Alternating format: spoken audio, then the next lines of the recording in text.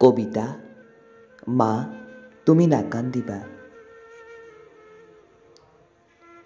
মা, তোমাৰ কান্দোন মই সহ্য কৰিব নোৱাৰো। তুমি যে কৈছিলা মা, মানুহ শ্ৰেষ্ঠ জীৱ বুলি, আছে এটি বিবেক আৰু বিবেচনা শক্তি, আছে আবেগ আৰু অনুভূতি বুলি। ক'ত আমা? নাই দেখা দেখোন আজি মানুহৰ এনে কোনো গুণ। দেখিছোঁ চৌদিশে মা মানুহৰ হিংস্ৰতা, দানৱীয় আচৰণেৰে উদ্যত আজি আমাক মাৰিবৰ বাবে। মোৰ ভুলটো ক'ত গমেই নাপালোঁ মা। হয়তো মানুহক সহায় কৰাটোৱেই ভুল হ'ল, কিন্তু মই যে ৰ'ব নোৱাৰিলোঁ। তোমাৰ নীতি শিক্ষাই মোক অস্থিৰ কৰি তুলিলে মানুহক সহায় কৰিবলৈ। নিজৰ কথা ভাবিবলৈ সময়ে নাপালোঁ। গমেই নাপালোঁ মৃত্যুটোত ৰৈ আছে সন্মুখতে বুলি। হঠাৎ এজাক দানৱ আহি মোৰ গাত জঁপিয়াই পৰিল। উপৰ্যুপৰি প্ৰহাৰ, চৰবোৰ আৰু যে কত কি।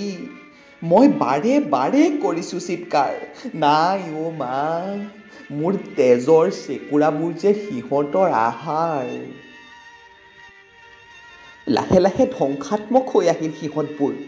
নিজৰ মাজতে সিহঁতে পাতিলে প্ৰতিযোগিতা, মোক মৰাৰ, মোৰ জীৱনৰ অৱসান ঘটোৱাৰ, মোৰ তেজৰ ফাকু খেলাৰ মা। বাৰে বাৰে চিঞৰিলোঁ, নাই, কোনো নাহিল। কিয় বা আহিব? সকলোৱে দূৰৰ পৰা চাই ৰ'ল মাথো মোৰ ওপৰত জঁপিয়াই পৰা সেই পাষাণবোৰক। মোক মাৰি পেলালেও মা, তথাপি তুমি নাকান্দিবা। তোমাৰ সপোনবোৰ পূৰ কৰিব নোৱাৰিলোঁ মই। মৃত্যুৰ আগমুহূৰ্তত তোমাৰ মুখখনেই বাৰে বাৰে মনলৈ ভাহি আহিছিল সমাজক লৈ দেখা সপোনবোৰ।